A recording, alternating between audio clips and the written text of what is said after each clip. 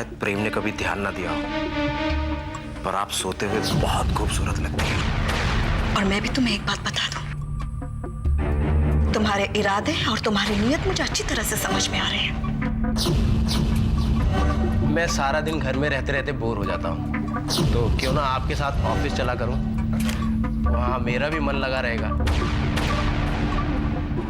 बहुत अच्छा नाश्ता बनाया है मम्मी। क्या मम्मी? वहां मत बैठना। क्या हुआ मौसी जी, कोई आने वाला है? वो शुभ की जगह है।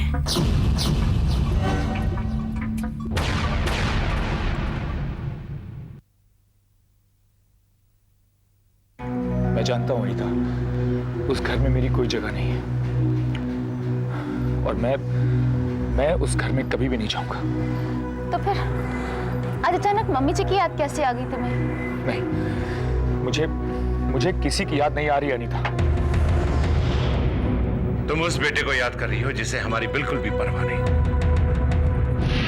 मुझे परवाह है अनीता, मुझे परवाह है। मेरे मम्मी पापा, अपने छोटे भाई प्रेम की मुझे बहुत परवाह है। मगर मैं क्या करूं? जब तक वो प्रिया जब तक उस घर में सांप की तरह कुंडली मारकर बैठी है ना, मम्मी पापा किसी की नहीं सुनेंगे, वो मेरी भी नहीं सुनेंगे। अनीता, जब भी उस प्रिया की याद मुझे आती है ना, मैं अपने गुस्से पर काबू नहीं रख पाता। मैं अपने गुस्से पर काबू भी कर लेता और उसे माफ भी कर देता, लेकिन उसने प्रिया के साथ जो किया है, उसके लिए मैं उसे कभी माफ नहीं करूंगा। माफ करने का तो सवाल ही पैदा नहीं होता अनीता। उस कमबख्त प्रिया को मैं कैसे माफ कर सकता हूं, जिसने हमारे स्वर्ग जैसे घर को नरक बना दिया। आखिर वो चाहती क्या है? मुझे आज तक समझ में नहीं आया कि वो हमारे घर को बर्बाद आखिर क्यों कर देना चाहती है। तुम देखना अनीता, जब तक उसकी सच्चाई, उसकी असलियत, उसका असली रंग हम सबके सामने आएगा, तब तक बहुत देर हो चुकी होगी। देर तो वाकई हो चुकी है। उन लोगों के साथ हाथ मिलाकर शुभ ने इस घर की तरफ आने वाले अपने सारे रास्ते बंद कर दिए। क्या छोड़ो इन बातों को, मुझे ऑफिस में देर हो रही है, मैं चलता हूँ। नाश्ता तो कर लीजिए। मेरा मन नहीं है और भूख भी नहीं लग रही है। प्रिया, तुम ऑफिस जल्दी आ जाना और तुम भी आ जाना। जी अंकल।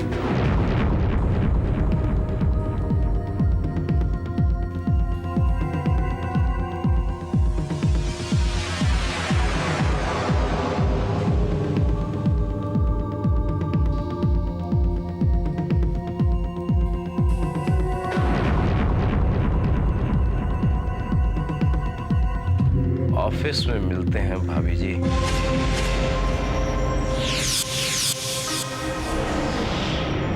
संभालो अपने आप को शुभ। अनीता प्लीज कुछ देर के लिए मुझे अकेला छोड़ दो। पर शुभ। अनीता प्लीज कुछ देर के लिए।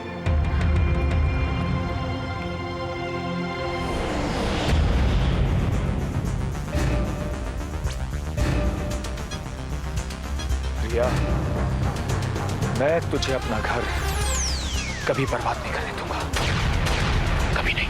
कब से ट्राई करूं, लग ही नहीं रहा। ये क्या हो गया शुभ को? लोग भाई, मीटिंग के लिए देर हो रही है, क्या कर रहे हो तुम यार? अरे शुभ की वजह से हो रहा है सब। कब से फोन ट्राई कर रहा हूं, उठा ही नहीं रहा है, बार बार अनरीचेबल। एक बार फिर ट्राई करो, ये लो, बंद। लगता है मीटिंग ही भूल गया है। मीटिंग में इंटरेस्ट होगा तो आएगा ना वो। मतलब ये कि तुम दोनों भाइयों को उस पर विश्वास है, लेकिन मेरा मन कहता है कि वो आदमी गलत है। हाँ, बस तुम्हारा ऐसा सोचना बिल्कुल गलत है। ठीक है, तुम दोनों भाई ही सही सोचते हो, बाकी हम तो गलत ही सोचते हैं, इसीलिए तो उसे अपना पार्टनर बना लिया तुमने। रिलैक्स यार, क्यों गुस्सा कर रही हो? इधर बैठो, बैठो। देखो अमर, बहस करने के अलावा हमारे पास और भी काम है, और वैसे भी मैंने तुमसे चाय वगैरह के लिए नहीं पूछा। और तुम्हारी भाभी जया वो भी शिकायत करती रहती है कि अमर भाई साहब घर नहीं आते। अब तुम घर आए हो, मेरे पास बैठो, चाय वगैरह पियो। अच्छा, क्या लोगे? नहीं यार, कुछ नहीं। और मैं भी तुझे बताना भूल गया, करण का फोन आया था, कह रहा था कि 2 दिन में आ रहा है, और वो ब्रिज वाला प्रोजेक्ट जो है ना, वो उसने ऑलमोस्ट तैयार कर दिया है। रेडी। Very good. वो यहाँ आएगा और उसे आते ही हम इस प्रोजेक्ट पे लगा देंगे।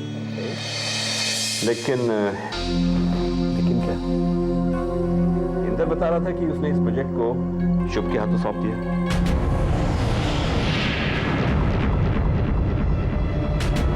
क्या? पर क्यों?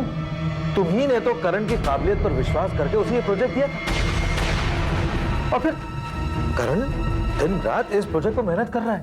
हाँ दिया तो था, लेकिन मुझे लगा कि शुभ इस प्रोजेक्ट को अच्छी तरह हैंडल कर पाएगा। परेशान मत हो, हम करण को कोई दूसरा प्रोजेक्ट भी देंगे। लेकिन ये क्यों नहीं? अमर, मैं मानता हूं कि करण बहुत होशियार है, लेकिन इस प्रोजेक्ट के लिए हमें कोई एक्सपीरियंस आदमी चाहिए। करण अभी बच्चा है, जैसे ही मैच्योर होगा हम उसे कोई दूसरा प्रोजेक्ट दे देंगे।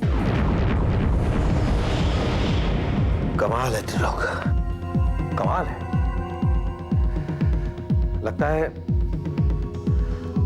हमारे बीच अब ऐसे हालात हो गए हैं कि तुम्हें अपनों की काबिलियत पर भरोसा नहीं रहा, गैरों की काबिलियत पर भरोसा करते हो। अमर, तुम समझने की कोशिश नहीं कर रहे हो। बात ये नहीं है। तो फिर बात क्या है त्रिलोक? मेरी मर्जी के खिलाफ तुमने शुभ को बिजनेस में पार्टनर बनाया, और अब हमारा हक भी तुमसे दे रहे हो। करण मेरा बेटा है, वो कोई भिखारी नहीं है जो तुम्हारे सामने हाथ फैलाकर इस प्रोजेक्ट के लिए भीख मांगे। मेरा भी इस बिजनेस में उतना ही हक है जितना तुम लोगों का। Please try to understand. I don't want to understand anything. I think it's enough. लगता है अब हमारी दोस्ती रास नहीं आ रही है। बाय।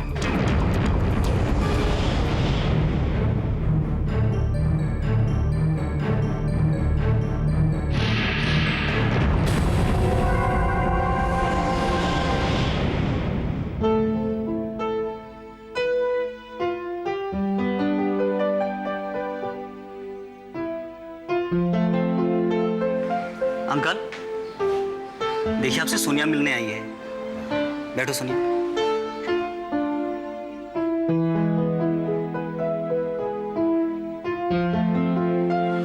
नमस्ते अंकल। कैसी तबीयत अंकल आपकी? अच्छी है। प्रिया कैसी है बेटा? वो ठीक है अंकल। अंकल, आपसे एक बात पूछूं? पूछो बेटा। आप प्रिया को कैसे जानते हैं? क्या रिश्ता है उससे आपका? मेरा प्रिया से कोई रिश्ता नहीं है, लेकिन फिर भी बहुत बड़ा रिश्ता है उसके साथ। वो मेरी कुछ ना होते हुए भी बहुत कुछ है। मैं कुछ समझी नहीं अंकल। दूसरा कोई मुझसे पूछता तो मैं नहीं बता पाता। ये सब बताने से मेरे पुराने जख्म हरे हो जाते हैं। हाँ, मैं तुम्हें जरूर बताऊंगा बेटी। प्रिया मेरे बचपन के दोस्त देवदत्त की बेटी। वो बेचारा किसी और के गुनाहों का बोझ लेकर इस दुनिया से चला गया। उसने आत्महत्या कर दी। क्या? लेकिन ऐसा क्यों कर लिया उन्होंने? कौन थे वो लोग? बस बेटा, यूं समझो कि साहब की दवाई का टाइम हो गया है।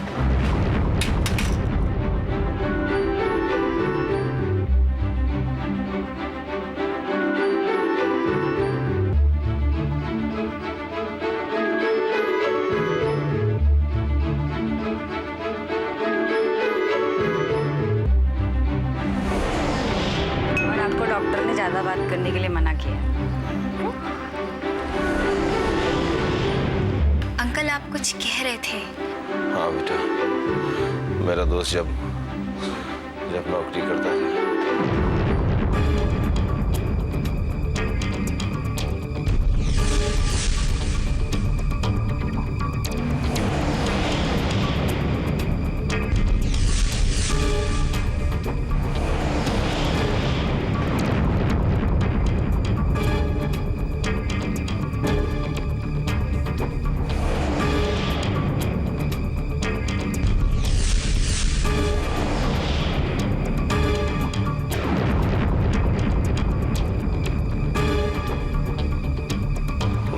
इन जालिमों ने मेरे दोस्त को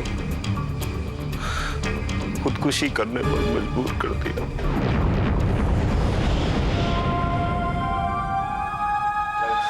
वो करता भी क्या, किसी ने उसकी बात पर यकीन नहीं किया बेटी। लोगों के ताने सुन सुनकर वो बहुत परेशान हो गया था। घुट घुट कर मरने के बजाय उसने खुदकुशी करना ही बेहतर था।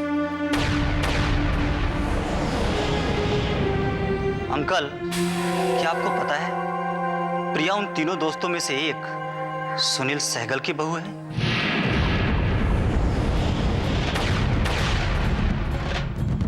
क्या? मैं सच कह रहा हूं अंकल। हाँ अंकल, और इसीलिए प्रिया अपने पिता की मौत का बदला लेना चाहती है। सुनील अंकल को बर्बाद कर देना चाहती है। ये तुम क्या कह रही हो बेटी? ऐसा नहीं हो सकता। सोनिया बेटी, ये तुम क्या कह रही हो? और सिर्फ इतना ही नहीं अंकल, अपना बदला पूरा करने के लिए प्रिया ने सुनील सहगल के बेटे प्रेम से शादी की और फिर शादी की रात को ही उसे जान से मारने की कोशिश की। और वो सब कुछ भूल चुकी है। उसे याद है तो सिर्फ अपने पिता की मौत और उनका बदला। क्या? अंकल, आप कुछ करिए प्लीज। किसी भी तरह प्रिया को समझाइए। उसे इतना अच्छा घर मिला है, वहाँ सब लोग उसे कितना प्यार करते हैं। अंकल, बड़े नसीब वाले होते हैं वो लोग जिन्हें इतना प्यार और सम्मान मिलता है। प्रिया उस घर में बहू की तरह नहीं, बेटी की तरह रहती है। यहाँ तक कि अंकल, जो प्रिया कहती है वही होता है उस घर में। प्रेम भी प्रिया से बहुत प्यार करता है।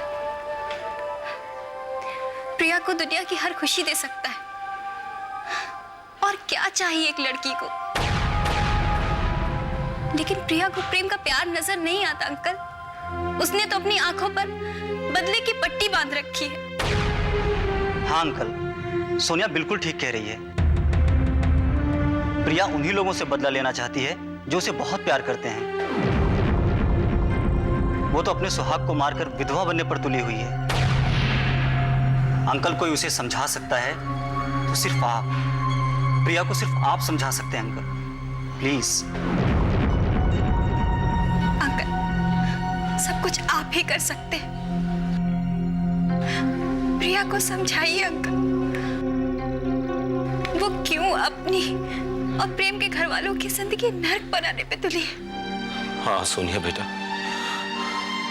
हमें प्रिया को वापस लाना ही होगा, नहीं तो वो अनर्थ कर बैठेगी। पता नहीं क्या हो गया है प्रिया को। कितनी भोली और मासूम बच्ची थी वो। कोई जानवर को भी मारता था तो वो घंटों रोया करती थी। क्या हो गया उसे? कितनी दयालु थी वो। गरीब बच्चियों को वो अपना लंच बॉक्स दे देती थी। लेकिन उसके पिता की मौत ने उसे उस मोम जैसी बच्ची को कठोर बना दिया। प्रिया को क्या हो गया ये? अंकल, हाँ अंकल, आदि, हाँ अंकल, अंकल अब ठीक है? हाँ मैं ठीक हूँ। तुम लोग जाओ, मैं बिल्कुल ठीक हूँ। पर अंकल अब तुम जाओ बेटा, मुझे कुछ नहीं होगा। प्रिया जाओ तुम लोग, मैं बिल्कुल ठीक हूँ। मैं ठीक हूँ, जाओ बेटा, जाओ। सोनिया ठीक है अंकल, आओ। प्रिया,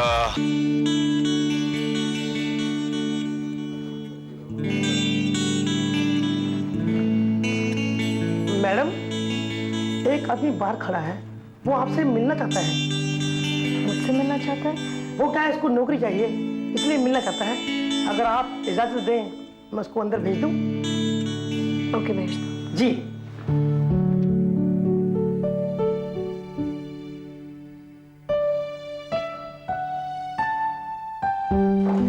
नमस्ते मैडम। तुम?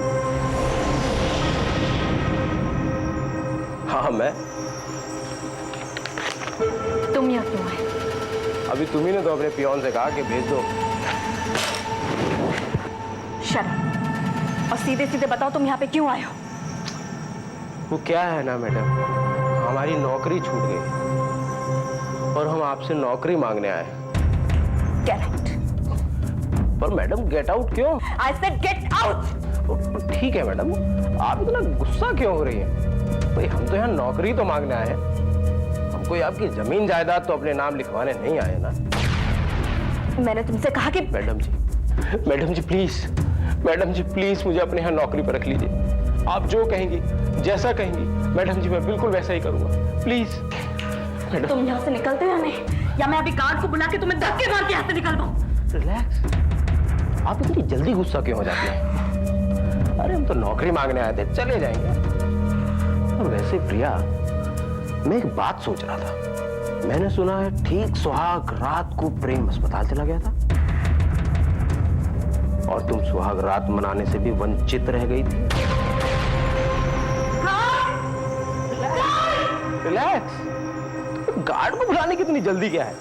अरे जैसी मेरी बात खत्म हो जाएगी, मैं यहाँ से खुद ही चला जाऊंगा। वो क्या है ना, प्रेम बाबू तो हो गए हैं अपाहिज, कुछ करने वरने के लायक तो हो रहे नहीं। और तुम्हारी ये पहाड़ जैसी जिंदगी कैसे कटेगी? क्या है ना प्रिया जी, हम तो बस यही सोच सोच कर परेशान हो रहे थे। बहुत मुश्किल है एक लड़की के लिए।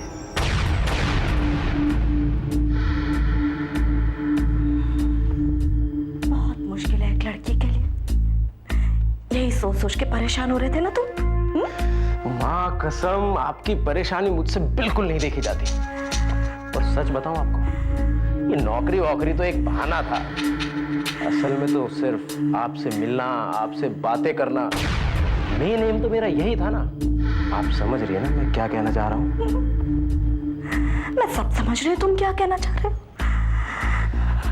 तो बस हम तो यही चाहते हैं कि अब आप प्रेम को छोड़ दें और हमारी हो जाए। हम आपको बहुत प्यार से रखेंगे।